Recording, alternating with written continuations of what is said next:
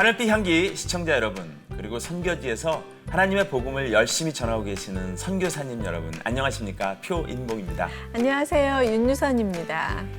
우리가 주안의 교제를 하다 보면 이런저런 얘기를 많이 나누게 되는데요. 네. 많은 분들이 어떤 고민들이 있었냐면 정말 나름대로는 열심히 교회 생활도 하고 신앙 생활도 하는데 왜 이렇게 나는 안 변할까? 영적으로 성숙되지 못할까? 하는 고민들이 많이 있으시더라고요. 네, 진짜 공감되는 것 같아요. 다른 사람들은 다 변하는데 왜 이렇게 나만 하나님의 영이 내 안에 있다가 없다가 하는 것 같은 실망스러운 마음이 들 때가 있는데요. 정말 그럼에도 불구하고 사랑해 주시는 하나님을 보면서 감사하는 마음이 드는 것 같아요. 예. 네. 그래서 오늘은 영적 성숙에 대해서 갈망이 있으신 분들을 위해서 유익한 시간을 만들어 보도록 하겠습니다.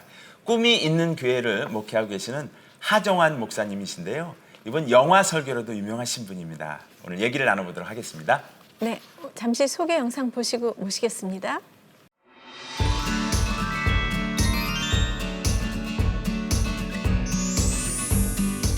오랜 시간 영화 설교로 많은 청년에게 영감과 도전을 주고 있는 하정환 목사. 개인적으로 내면의 갈등을 경험하며 영적 성숙을 위한 훈련 프로그램을 만들게 된 이야기와 어머님의 투병 생활과 죽음을 통해 하나님의 은총을 깊게 경험한 사연을 만나봅니다.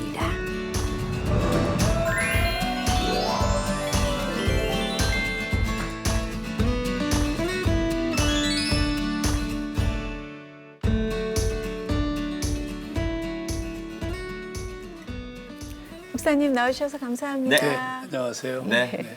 영화 설교를 소개를 해드렸는데요. 네. 800편이 넘는 영화 설교를 해주신 걸로 알고 있는데 어떤 설교죠? 한 20년 가까이 99년도에 교회를 개척한 후에 네. 계속 영화 설교를 3부 예배 때 해왔어요. 근데 이제 그러다 보니까 일반적인 영화들을 기독교적인 관점에서 재해석하는 방법을 써서 그러니까 1년에 보통 한 45주에서 50주 설교하니까 그렇게 한 800편 정도 어림짐작 그렇게 됐습니다. 그럼 주일 설교하실 때 저 성경 말씀으로 또 공부하시고 또 영화를 또 보시고 설교 준비하시고 그러셔야 되네요. 그렇죠. 두 번 설교하죠. 1, 2부 예배는 강해 설교를 하고 3부 예배가 소위 열린 예배, 구도자 열린 예배라고 그래서 영화 설교를 주로 합니다. 네. 궁금한데요. 궁금하네요. 어느 예배 때 더 많이 들어오시나요? 2부 예배 때가 많이 옵니다. 2부. 예, 아무래도 뭐 말씀이 더 좋지 않겠어요? 그렇죠. 예, 근데 이제 처음 교회를 오시는 분들은 이런 친근한 또 그런 부분이 말씀에 있습니다. 어떨까요? 세상의 영화잖아요. 그러니까 영화가 지금 사실 미디어의 영향력이 너무 강한데요. 네.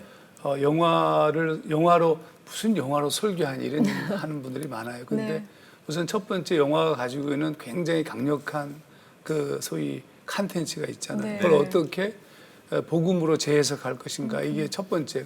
만약에 그게 잘 되면 당연히 이제 세상 사람들과의 만나는 접촉점, 저는 특별히 청년들에 대한 관심을 갖고 청년 목회를 하고 있기 때문에 그들과 만나기 위해서 영화는 굉장히 탁월한 도구죠. 그렇죠. 또 뿐만 아니라 영화라는 미디어가 일방적으로 주입되어져서 미디어의 폐해가 너무 심하지 않습니까? 그래서 일종의 미디어 교육의 차원도 됩니다. 왜냐하면 영화로 설교를 하면 내가 본 영화는 이런 내용인데 목사님이 다시 재해석을 하게 되니까 그때부터는 이 세상에 어떤 종류의 영화를 보더라도 자기를 이렇게 보호할 수 있는 필터가 생기는 거죠. 그런 여러 가지 장점이 있습니다. 그럼 영화를 선택하시는 기준은 또 어떨까도 궁금합니다. 요새 영화가 너무 많죠. 많고 폭력적이기도 하고 일단 선택하지 않는 영화가 있습니다. 좀 야한 영화는 안 하고 그리고 또 너무 폭력적인 영화도 하지 않고 주로 이제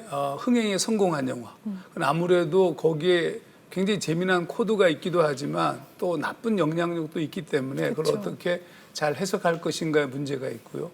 그리고 이제 또 우리 교인들이 강력 추천하는 영화. 뭐 주로 한 3가지 범주에서 고릅니다. 네. 어쨌든 첫 시작이 있었을 텐데요. 네. 예, 계기라고 해야 되나요? 어떤 영화부터 시작하셨을까요? 제가 원래 전공이 제자훈련이 전공이었어요. 그래서 이제 미국의 시카고에 있는 트리니티라는 신학교에서 제자훈련을 전공을 해서 로버트 콜만 교수님 밑에서 공부하고 있었는데 네. 어느 날 한 학기 과목이 그 윌로크릭 교회라고 빌 하이버스 목사님의 교회에 참여해서 공부하는 거였어요. 네. 근데 거기가 소위 이 열린 예배, 구도자 예배를 드리는 교회였습니다. 근데 주로 이제 앞에 드라마, 짧은 스킷 드라마로 문제를 제기하고 그 다음에 복음적 설교를 하는 그런 교회였는데 굉장히 감동을 받았어요. 그래서 야, 이거 너무 좋다.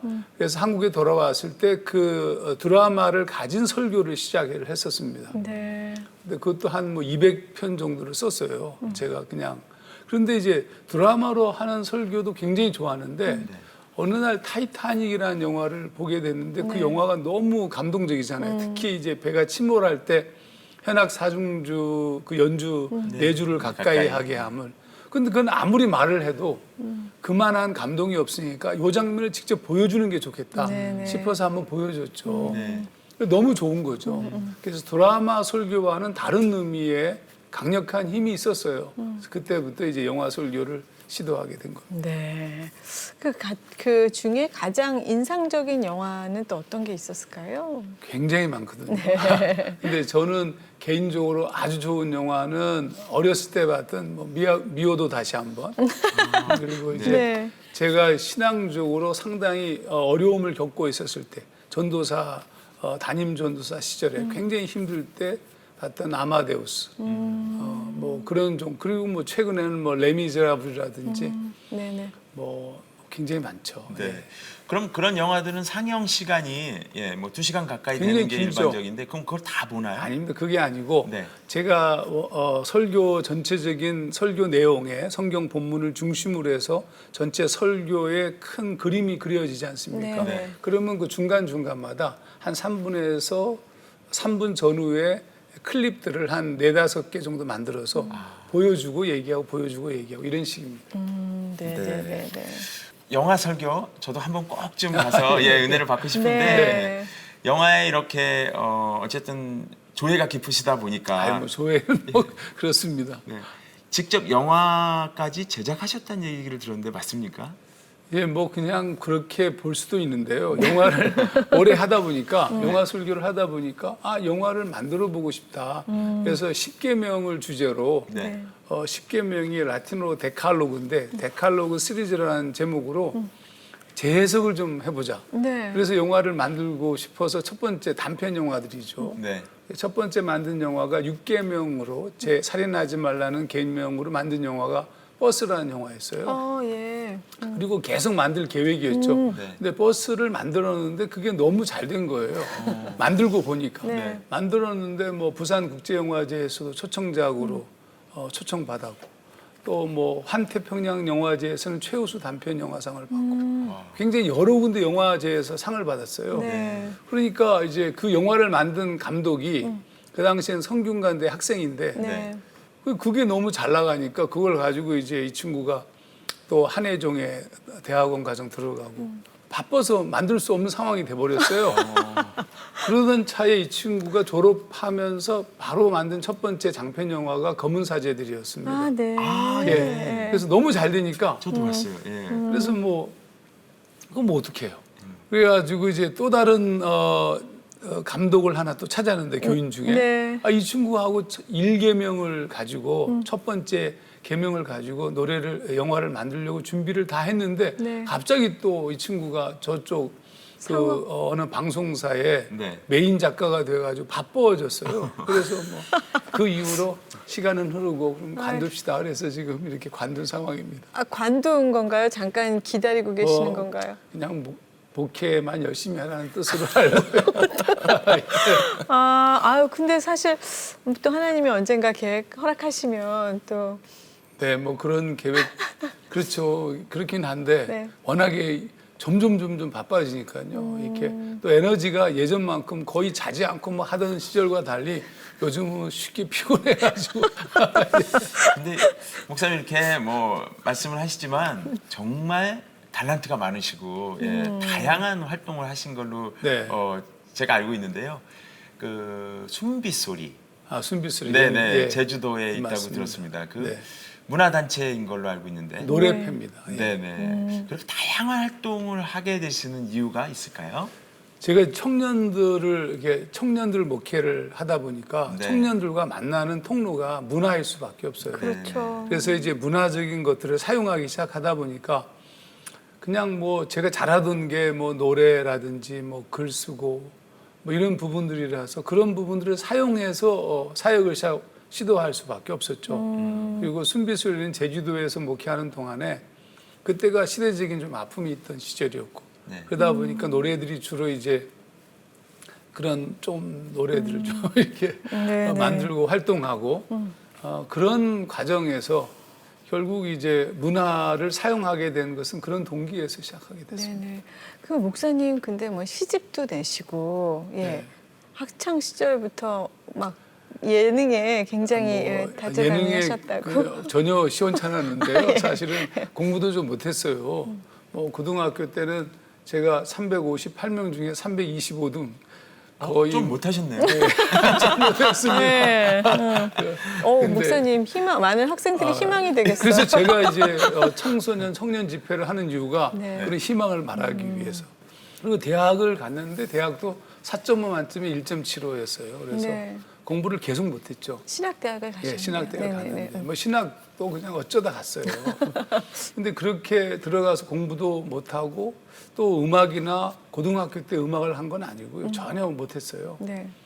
그리고 난 후에 이제 어느 날부터인가 그 아까 아마데우스가 매우 중요한 개념인데 아마데우스를 보는데 영화 속에서 아마데우스 모차르트는 굉장히 좀 방탕하게 나와요. 그쵸. 반면에 살리에리는 굉장히 아주 대단한 음악가고 네. 근데 그 영화를 보는데 갑자기 마음속에 어떤 감동을 주시냐 하면 하나님께서는 그러니까 살리에리가 계속 문제를 삼는 게 난 하나님을 위해서 일하고 싶은데 나한테는 왜 재능을 안 주고 저런 놈한테 저런 하늘의 음악을 주시냐 이게 제 마음에 콱 다와가 왔어요. 그러니까 하나님이 저한테 어떤 음성을 들려주시냐 하면 네가 어떤 존재냐 무엇을 갖고 있냐 네가 어떤 배경을 갖고 있는가 그거는 아무런 관계가 없다.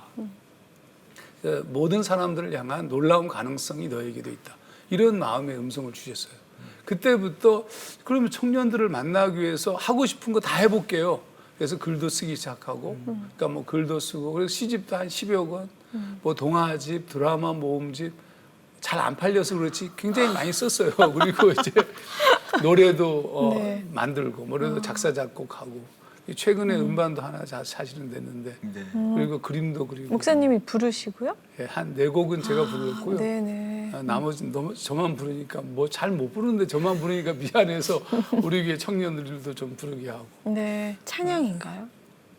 제목은 먼지가 일어나리라는데 네. 하종환의 레퀴엠이라고 붙였어요. 그래서 이 땅에 너무 억울하게 고통받아 죽은 사람들을 목사로서 좀 위로하는 노래를 부르고 싶다. 그래서 이제 그렇게 해서 노래가 좀 재미는 없습니다. 네, 네. 꿈이 있는 교회는 어디에 있는 교회인가요? 저희는 지금 도남동 쪽에 있습니다. 네. 성신여대 앞에 네. 교회가 있습니다. 그래서 목회를 하고 계신데 네. 꿈이 있는 교회는 특히 영적 성숙에 포커스를 맞춰서 네. 목회하신다고 들었습니다. 어떤 목회인지요? 그러니까 이제 청년들을 목회하다 보니까 우선 가장 큰 문제가 제가 제자 훈련을 했었으니까 열심히 기도하고 열심히 훈련시켰어요. 근데 문제는 변화가 없는 거죠. 네. 그러니까 뭐 굉장히 뜨거운 성령 체험도 하고 변화된 것 같은데 결정적 순간에 무너져요. 네. 특히 청년들은 뭐 이성 문제라든지 직장 문제, 뭐 군대 문제 이런 문제에 걸리면 그냥 다 무너지는 거예요. 근데 저도 그랬단 말이에요. 저도 청년기를 거쳐오면서 제 자신을 이길 수가 없는 거죠. 이게 너무 힘든 거예요. 그래서 그럼 이거 어떻게 이 문제를 해결할 것인가? 우선 저 자신을 바라보면서 그래서 이제 그러던 중에 이제 로마서 7장의 바울의 얘기, 바울이 원하는 바 선은 행치 않고 원치 아니하는 바 악을 행하는 거다. 이게 원치 아니하는 악을 행하면 이건 내가 아니고 내 속에 거하는 죄다. 이런 굉장히 중요한 치명적 고백을 해요. 근데 로마서는 바울의 입장에서 보자면 후반 부분에 쓰여진 책인데 많은 사람들은 그건 젊은 날의 고백이라고 말하는 사람도 있어요. 근데 그게 아니고 그렇게 영적인 성숙에 이른 자도 계속 무너지고 있었다. 그 이유가 뭘까? 그래서 그것에 이제 관심을 갖고 그럼 어떻게 우리가 변화될 수 있을까? 그래서 하종만이라는 사람이 먼저 변화돼야 된다. 그래서 모든 훈련의 초점을 저를 변화시키는 공부를 하고 훈련을 하면서 한 20, 30년 정도를 쌓아온 거죠. 그래서 그 20, 30년 정도의 쌓아온 결론들을 가지고 그때마다 책을 썼어요. 그 책들을 전부 다 묶어서 영적 성숙을 위한 프로그램으로 이렇게 제시하게 된 거죠.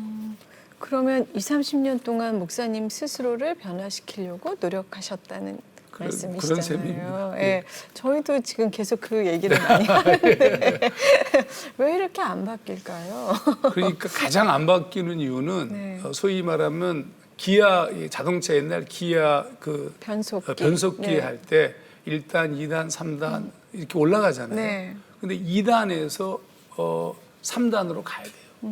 근데 이제 한국 교회의 훈련이나 프로그램들이 대체적으로 어느 한 단계 스탑돼 있어요. 그 다음 단계로 가야 돼요. 아, 네. 근데 그 다음 단계의 훈련이나 공부나 질이 바뀌어야 되는데 맨날 같은 내용의 수준의 내용들을 시기만 달리해서 반복하고 있어서 변화되지 않는 겁니다. 그러니까 이제 영적 성숙이라는 말을 쓴 이유는 계속 단계적으로 발전해서 거룩함에 이르는.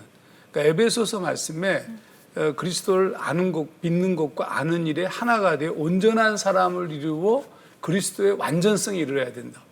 그게 우리의 목적치가 돼야 되는데 그래서 이제 한 단계를 높이면 변화가 와요. 네, 그 지금 오셨으니까 네.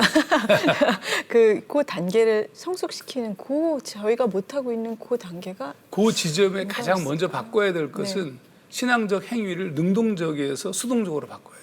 그러니까 무슨 얘기냐? 말씀을 목사님 말씀 좋은 말씀만 쫓아다니잖아요. 네. 그러니까 전부 다 능동적인 말씀들이에요. 어떻게 보자면 내가 선택하는 거라고요. 네.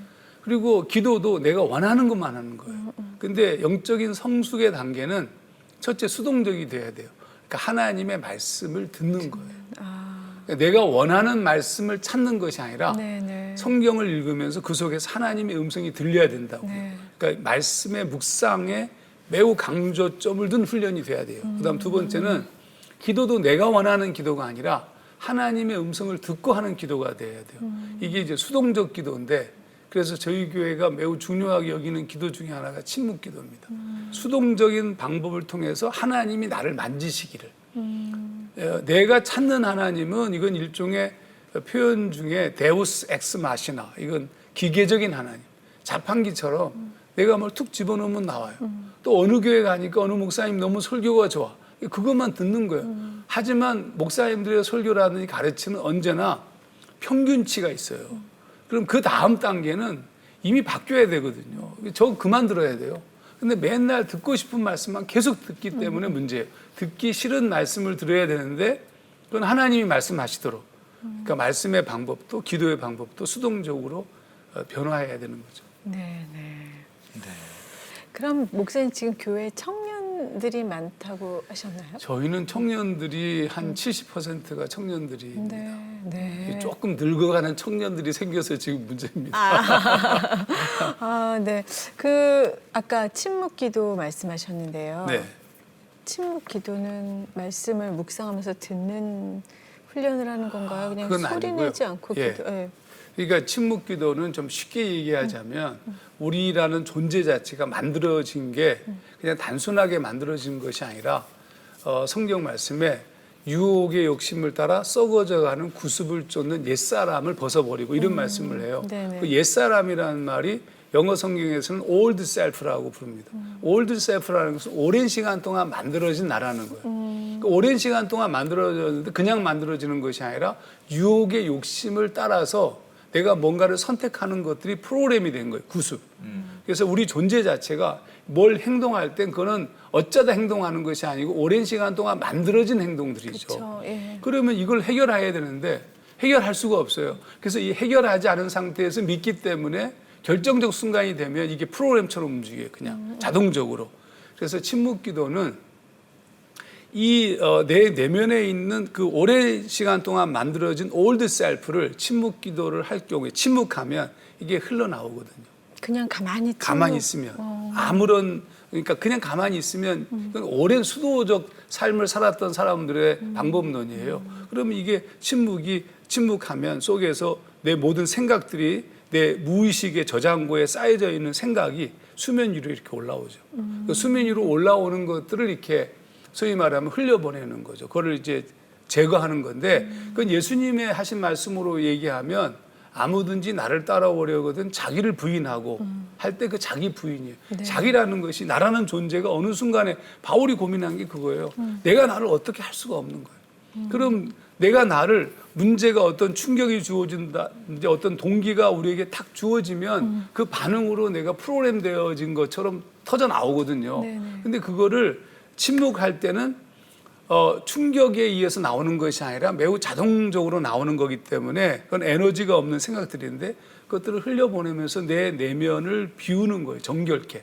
그걸 이제 에베소서 말씀은 마음을 새롭게 함으로 변화를 받아 새 사람을 입으라 이렇게 표현하는데 네. 마음을 변화하는 것이 마음을 리뉴얼하는 겁니다. 새롭게 갱신하고 그렇게 해서 새로운 존재가 되면 그 다음부터는 내가 어떻게 이걸 못 참을까 이게 아니고 참게 되죠. 견딜 수 있게 되고 이제 그런 제가 좀 이렇게 너무 긴 얘기를 하다 보니까 이제 아니에요. 아닙니다. 예, 예. 예. 성도들의 가장 지금 중요한 관심사여서 네. 저희들도 질문이 굉장히 많아지고 네. 오늘 그런 유익한 시간이 되고 있는 것 같은데요. 저 같은 경우는 이제 쉽게 해서 그 영적 성숙을 이루기 위해서는 방법이 없다. 오직 성령 충만함을 받지 않으면 네. 예, 그러니까 내가 성숙할 수 있는 것도 오로지 성령님께서 역사하지 않으시면 안 된다. 이런 교육을 많이 받아서 그건 답 맞습니다. 네. 답은 맞는데 성령 충만이라는 말을 잘못 이해하고 있는 거죠. 성령 충만이라는 말은 하나님의 영에 의해서 완벽히 통치된 상태를 말해요. 네. 그러면 내가 성령 충만하다. 그럼 하나님의 음성을 쫓아 살게 돼요. 네. 근데 성령 충만한데 하나님의 음성을 쫓아 살지 못하잖아요. 맞아요. 그건 충만한 게 아니고 그냥 스쳐간 거예요. 네. 그러니까요. 예. 목사님 인생에서 하나님께서 개입하신 여러 가지 사실 시간들이 있을 텐데요. 조금 소개해 주신다면 어떤 부분들이 있을까요? 저는 뭐 워낙에 많은 것 같아요. 하나님이 저처럼 이렇게 모난 존재를 변화시키기는 쉽지 않다고 봐요. 그러니까 예를 들어서 어머니 아버지가 제가 태어날 때부터 별거 생활을 하셨고 그리고 그래서 외할머니 밑에서 살았고 그리고 외할머니가 초등학교 2학년 때 돌아가신 다음에 어머님하고 살게 되는데 어머님은 굉장히 가난했죠. 그러니까 어머니하고 살면서 아버지하고 없으니까 제가 굉장히 성격이 모나고 어머니하고 오래 떨어져 살았기 때문에 또 굉장히 좀 비뚤어져 있고. 나 5학년 때 우리 어머니하고 우리 어머니가 저 때문에 아버지와 결합했는데 아버지는 술 중독자의 한정치산 선고를 받은 아주 그냥. 그래서 한 2년 정도 그렇게 그래도 괜찮게 살다가 이제 갑자기 아버지가 심장마비로 주무시다가 서른마비에 돌아가셨죠. 그때부터 이제 어머니하고 저 둘이서 네. 소위 이제 플라잉 보이스라고 중고등학교 시절에 비행 청소년이군요. 아니 그렇게 나쁜 건 아니고 약간 네. 좀 뭐 종이 비행기 정도 네, 그렇게 그렇게 공부 못했죠. 그리고 그 어머니가 병원에서 허드렛 일을 하면서 하셨기 때문에 가난하죠. 그리고 공부도 못하죠. 집안 형편 엉망이죠. 그러니까 그런 상황에서 이제 고2 때 예수님을 처음 믿었어요. 근데 고2 때 예수님 믿은 것이 제 삶을 전체를 바꿔놓은 거고요. 그 이후에도 그렇지만 예수를 믿는다고 사람은 안 바뀌어요. 네. 아까도 말한 것처럼 네. old self 이거는 정말 오랜 시간 동안 수련이 필요해요. 중고등학교 아이들을 부모로 가지신 분들 중에 혹시 이번 여름 수련회 때 은혜 받았다고 너무 기대하지 마세요. 맞아요. 변화되는 게 아니고요. 지속적인 훈련과 양육이 필요하거든요. 그러니까 저도 변화되지 않았어요. 계속. 그게 너무 힘들었는데 그 과정 속에 우리 어머님이 자궁암 저만 믿고 사시던 분인데 자궁암 3기 말로 죽음의 위협을 겪다가 결국 이제 돌아가시고. 고등학교 때요. 아닙니다. 그건 제가 목사 안수 받기 전에 아, 네네. 예. 목사 안수 받은 후에 돌아가셨어요. 그리고 그때도 저는 완전히 변했다고 볼 수 없습니다. 그러다가 이제 교회를 개척한 99년도 12월에 또 제가 이제 피를 토하면서 한세수다 피를 토하고 쓰러져서 이제 그래서 위 전절제 수술을 했어요. 위가 원래 제가 94kg 나갔는데 네. 위 수술을 하고 난 다음에 위가 없으니까 이렇게 20kg가 빠져서 이렇게 날씬한 몸매를 네. 유지하게 네. 되었습니다. 그런 많은 고통들이 그리고 그러면서 깨달음이 오는 거죠. 깨달음이 오면서 이제 하나씩 제 자신이 이렇게 살 수는 없지 않는가. 그런데도 변화되지 않아요. 굉장히 힘들어요. 오랜 시간. 제가 지금 가장 행복한 것은 뭐냐 하면 그 로마서 7장의 바울의 얘기가 원하는 바 선은 행치 아니하고라고 맞아. 하잖아요. 근데 네. 저는 지금 원하는 바 선은 조금 할 줄 알고 예. 원치 아니하는 바 악을 조금 행하지 않는 존재가 되었다는 것이 너무 행복한 거죠. 그래서 저는 고통을 당하고 괴로움을 당할 때 신앙이 있는 자들은 하나님의 만지심들을 경험할 수 있어요. 네. 그래서 오히려 고통이 C.S. 루이스가 얘기한 것처럼 고통이 우리에겐 유익일 수 있습니다. 그러니까요. 네. 네. 청년 목회를 한다고 했지만 청년들을 변화시키기 이전에 제가 변화돼야 했습니다. 영적 성숙을 위한 훈련을 가장 먼저 저에게 적용하여 시작하게 됐습니다. 이젠 완벽하지는 않지만 선을 행할 수 있는 힘이 제 안에 생기게 됐습니다.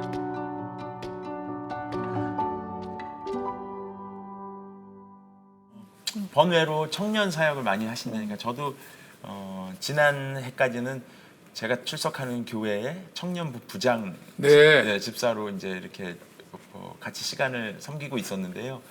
어려운 문제들이 이제 중간고사하고 기말고사 시간만 되면 친구들이 안 와요. 예배 시간에 안 와서 참 그 문제 어려웠고 또 하나는 이제 질문을 많이 하는데 술 먹는 문제에 대해서도 많이들 물어보고 하는데 제가 적절한 답변을 좀 하기가 참 어려운데 네. 만약 이런 문제로 청년들이 상담도 하지 않을까 싶은데 그렇죠. 목사님께 뭐, 예, 굉장히 많이 하는데요. 네, 어떻게 저한테 대답해 주면 얻어맞습니다. 좀 술 담배 얘기하면 네. 그거는 본질이 아니다. 술 담배 먹고 마시면서 예수 믿어라 이렇게 얘기합니다. 네. 네. 왜냐하면 그것 때문에 예수를 못 믿어요. 그러면 천국에 올라갔을 때 술 담배가 구원의 기준이겠는가? 절대로 아니거든요. 그러면 술 담배 먹고 마시면서 계속 예수 믿어도 돼요? 그건 아니죠.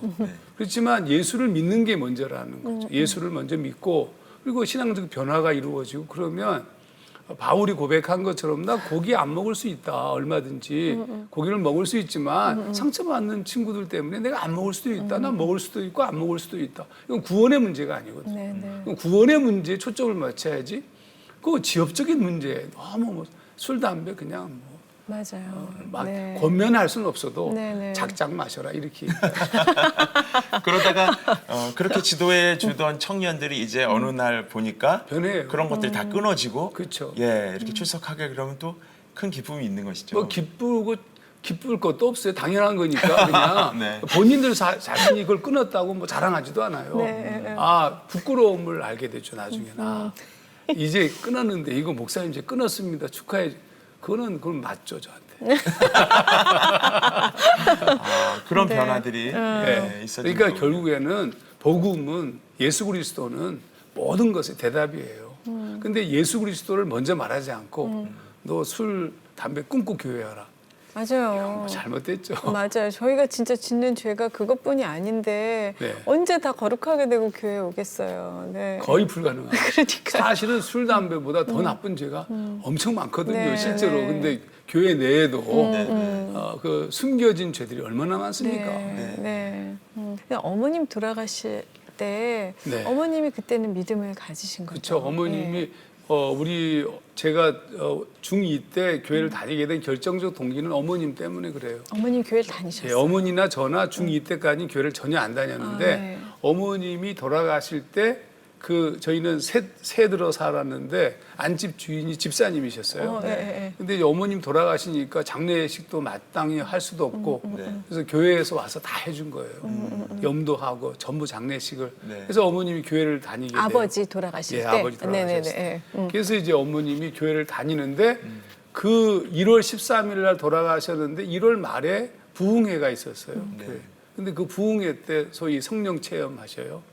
그때부터 이제 어머니는 예수님을 신랑 삼아 평생 사셨죠. 그리고 저도 이제 계속 다니게 됐던 거예요. 근데 그 어머님 돌아가실 때 죽음에 대한 두려움. 우리 어머니. 네네. 예. 그 말씀 좀 궁금합니다. 그러니까 어머님이 자궁암 3기 말 6개월밖에 살 수 없다. 그런데 이제 그래서 항암 치료하고 방사선 치료했죠. 근데 나중에는 점점 암이 커져가니까 이 하반신의 마비 고통이 너무 심한 거죠. 모든 뼈가. 그래서 병원에서는 이제 그때부터는 약을 처방하는데 아주 매우 센 진통제, 거의 마약들을 처방하죠. 근데 그걸 드시면 정신이 몽롱해지셔서 그러다 약효가 떨어지면 뭐 굉장히 고통스러워하는데 어느 날부터 그러니까 육체적 고통 말고 또 다른 고통이 다가왔어요 어머님에게. 그게 이제 어머님이 과거에 산부인과에서 이제 보조 간호사 일을 하고 원장 선생님 쫓아서 이것저것 하는데 그 중에 가장 많이 했던 것 중에 하나가 낙태 시술이었어요. 네네. 그러니까 낙태를 많이 했는데 많이 했겠죠. 뭐 50년대, 60년대 한국의 낙태 산부인과에서는 아주 뭐 굉장히 비일비재했습니다. 근데 어머님이 뭐 6개월 정도, 7개월 이런 아이들도 낙태했다고 그래요. 어머님이 그걸 다 회개했죠, 과거에. 근데 이제 죽음이 가까웠는데 어머님이 그것에 대한 공포가 난 지옥에 갈 것 같다. 아니, 목사인 저보고 그래서 아니, 어머님 이미 다 주님께서 다 용서하셨습니다. 근데도 이게 이성적으로 용서를 받아들일 수가 없나 봐요. 안 돼요.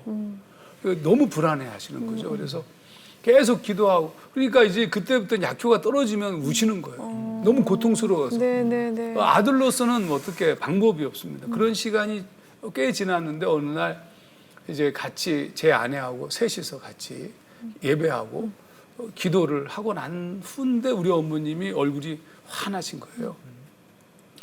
굉장히 아주 환해지셨어요. 왜 그러시냐 그랬더니 벽에 이제 나무로 만든 십자가가 우리 방에 걸려 있었는데 그 나무로 만든 십자가가 하얗게 변하면서 우리 어머니를 비추신 거예요. 저나 제 아내는 전혀 보지 못한 거. 어머니만 개인적으로 경험한 거죠. 그럴 수도 있겠다. 근데 그때부터 이제 이상한 일이 벌어진 거죠. 첫 번째 기적이 고통이 사라졌어요. 그 후로 이제 얼마 후에 돌아가시는데 돌아가실 때까지 일주일에 한 번씩 병원에 가서 저희는 그 진통제를 타가지고 오는데 어머니는 안 드셔도 아프지가 않으신 거예요. 첫째. 두 번째는 고통, 그 지옥에 대한 두려움이 완전히 사라지셨어요. 완전한 평화. 그다음 세 번째는 돌아가시던 날도 제가 일으켜서 이렇게 식사도 해드리게 하고 그다음에 소변도 보게 해드리고 그리고 제가 이제 강의 준비가 있어서 도서관에 간 사이에 저희 아내하고 둘만 있었는데 점심쯤 됐더니 어머님이 좀 혼미해지시더래요. 그래서 교회로 뛰어 올라가서 기도하던 권사님들을 모셔다가 그분들과 찬송을 부르는 찬송 소리를 들으시면서 돌아가셨어요. 그러니까 저는 개인적으로는 굉장히 강력한 경험이에요. 그게 야 하나님께서 이렇게 일하신다. 그래서 더 고통이라는 것 자체가 우리에게는 축복일 수 있다 이런 생각을 했죠. 말씀 들어보니까 정말 하나님께서 여러모로 역사하고 계시는 힘드셨을 거예요. 그런 생각이 들었고요. 오늘 어쨌든 처음에 소개할 때 하정환 목사님 영적 성숙에 관해서 유익한 시간이 될 것입니다라고 안내를 드렸었는데 시청자 여러분께 얼마나 저희가 기다려야 할까요? 그러니까 대상을 향해서 어떤 훈련을 하면서 기다려야 할까요? 그러니까 의도를 가지고 그러니까 영적 성숙의 첫 번째는 의도입니다. 어떤 의도를 가지고 있느냐. 그러니까 의도를 가지고 훈련의 단계를 내 훈련의 단계를 이렇게 업그레이드 시키는 훈련을 가야 됩니다. 그러니까 훈련을 한쪽에 머물지 말고 다음 단계로 넘어가야 되는데 그러면 훈련의 방법들에 대한 특히 좀 고민하고 싶은 것은 과거 로마 카톨릭 시절에 교회가 너무 부흥하면서 신앙인들이 매너리즘에 빠지고 그냥 다 타락하기 시작했어요. 그런 모습을 벗어나고 싶어서 많은 사람들이 어디로 가냐면 수도원으로 들어가요. 사막으로. 네, 네. 거기서 이제 자기 개인적인 문제, 자기 부정의 훈련들을 굉장히 많이 하게 됩니다. 그러면서 영적 성숙에 이르거든요. 그러니까 한국 교회가 지금 조금 관심 가져야 되는 부분은 한국 교회도 지금 거의 로만 캐톨릭 수준만큼 굉장히 부유해지고 굉장히 성장했어요. 네, 그럼 네. 여기서는 뭐가 필요하냐면 사막으로 들어가는, 광야로 들어가는 훈련이 필요해요. 근데 사막과 광야에 자기 부정 훈련이 없이 여전히 자기 긍정, 성공, 부욕, 영광, 축복 여기에 초점이 맞춰져 있기 때문에 우리의 성숙이 이루어지지 않는 것이다. 고통이 성숙으로 가는 길이에요. 근데 그런 부분에서 공부의 방향들을 좀 그런 수도적 운동들을 좀 하는 것이 큰 도움이 되지 않겠나 생각합니다. 바꿔 말하면 의도가 중요하다고 하셨는데 우리 신앙인들이 잘못된 의도로 신앙을 계속한다면 영적 성숙은 결코 없다. 결코 없습니다. 네. 그러니까 하나님은 하나님의 원하시는 뜻으로 우리가 변화돼야 되지 맞아요. 내가 원하는 뜻대로 변하는 것은 그거는 변하는 게 아니죠. 그렇죠. 예. 네네네. 그럼 목사님 이 더 플랜 이 프로그램이라 네. 그래야 될까요? 이건 목사님이 만드신 건가요? 그렇죠. 제가 한 20-30년 동안 네. 제 문제들을 하나씩 싸우면서 그러니까 단순하게 말씀과 기도 훈련만이 아니고 또 제가 중요하게 여기는 것이 애니어그램이에요. 그러니까 애니어그램 훈련은 어떤 거냐면 인간의 존재를 내가 어떻게 움직이는지 동기에 의해서 인간이 움직여지는데 그 무슨 동기에 의해서 사람이 형성되어졌는지에 대한 영성 훈련이 매우 중요한 포인트예요. 그래서 저희 교회가 애니어그램, 그다음에 말씀, 기도 이 세 가지 틀로 같이 움직이는. 네. 오늘 귀한 말씀 많이 들었습니다. 예. 정리를 하고 싶은데요. 이 방송을 보고 있는 우리 청년들, 또 청년 사역자들께 해주시고 싶은 이야기 좀 부탁드리겠습니다. 네. 좀 끝까지 갔으면 좋겠다 이런 생각이 들어요. 너무 포기하고 너무 쉬운 거, 편한 거, 좋은 거 그것만 쫓아다니는 거죠. 교회도 너무 잘된 교회를 가는 게 좋은 게 아니고요. 좀 고통스러운 교회를 가는 게 훨씬 낫습니다. 왜 그러냐면 어렵고 힘들고 봉사하고 그리고 말씀을 배우면서 사람이 변화될 수 있어요. 네. 너무 모든 시스템이 잘 갖춰진 데 가면 너무 좋은 것만 편하잖아요. 너무 에어컨 시설 빵빵하고 가면 너무 잘 떼해주고 그럼 어떻게 변해야 돼요? 그러네요. 네네. 그래서 가끔 이제 교회에서 어떤 부분에 시험이 들어서 떠나시는 분들이 있잖아요. 네, 있죠. 그런 분들한테 어떻게 다시 돌이키기가 어떻게 저희가 이제 전해야 될지 잘 어렵다는 생각이 들 때가 있거든요. 네. 그런 분들한테는 어떤 말씀을 저는 뭐 시험에 들어서 떠나는 사람들은 잘 떠났다고 얘기해줘요. 우리 교회에서도 상처를 받아 떠나는 사람도 있어요. 교인들 사이에. 그러면 제가 축복해줘요. 너에게 잘 맞는 좋은 선배들이 있는 교회 가서. 가면 괜찮은데 완전히 또 그러니까 불러서 네. 불러서 잘 상담을 해야 돼요. 그런 다음에 교회도 소개해주고 너 어디 사냐 그쪽에 있는 좋은 교회 소개해주고 그리고 가능하면 그 교회 그 소개해줄 뿐만 아니라 내가 알고 있는 목사님이랑 연락도 연결시켜주고 네네. 하나님은 모든 사람을 다 붙잡으셨어요. 그러니까 누구만 붙잡은 게 아니고 모든 사람을 붙잡았는데 그래서 끝까지 그분이 인도하실 수밖에 그분의 해야 될 그분의 일이에요. 어쩔 수 없어요. 네, 아멘. 알겠습니다. 네. 끝으로 계획이나 기도 제목 나눠주시면 함께 기도하겠습니다. 제가 시카고에서 공부할 때 시카고 제1연합감리교회라는 교회에서 교육목사로 있었어요. 근데 새벽에 기도하는데 하나님이 제 마음에 주신 감동이 뭐냐면 조국에 잃어버린 청년들을 회복하라 였어요. 그래서 돌아와서 교회를 개척하고 그때부터 지금까지 그리고 제 소원은 그냥 이제 죽을 때까지 청년들에게 설교하는 청년 설교자로 청년 목회자로 그렇게 남기를 소망하고요. 진짜 한국교회 청년들이 하나님 앞에 돌아올 수 있는 길들을 이렇게 먼저 간 자로 야, 이 길을 한번 쫓아와봐라. 이렇게 제시하는 그런 것을 할 수 있는 목사가 되는 것이 제 기도 제목입니다. 네. 목사님 오늘 함께 해주시고 좋은 말씀 주셔서 감사합니다. 고맙습니다. 네, 고맙습니다. 네, 오늘 목사님과 얘기를 나눠보면서요. 제 자신이 왜 이렇게 변하지 않을까 하고 절망하고 포기했던 시간들, 또 주변을 둘러보면서 너는 왜 이렇게 변하지 않니 하고 주변을 힐난했던 시간들이 막 떠올랐는데, 오늘 그 어떤 의도, 하나님께서 원하시는 의도로 내가 신앙하고 있는지 아니면 내 의도로 신앙하고 있는지 짚어볼 수 있는, 점검할 수 있는 좋은 시간이었던 것 같습니다. 네, 진짜 나를 버리고 나를 부인하고 하나님께 온전히 내어드리고 순종하면서 따라야 한다는 게 성경에 나오는 그 먼 얘기가 아니라 저희한테도 동일하게 필요한 시대가 아닌가 하는 생각이 들었습니다. 네. 함께해 주신 여러분 고맙습니다. 다음 시간에 뵙겠습니다.